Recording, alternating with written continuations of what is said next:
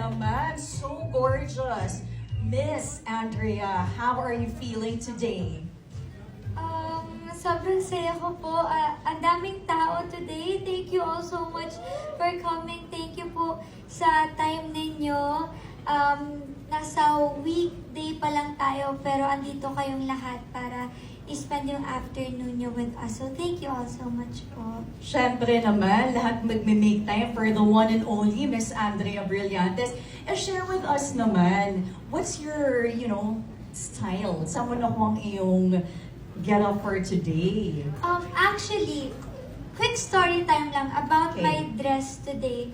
Ito dapat yung susuotin ko sa first contract signing ko with Dear Face. Ito dapat yung isa sa mga dress na prepare ng stylist ko. Tapos sabi ko, tingin ko next time na lang yan. Tapos, wala lang, ang galing na today, susuotin ko ulit yung next time ko for another Dear Face event pa rin. So, Ay, grabe.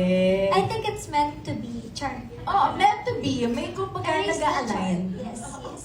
We love Ako na lang.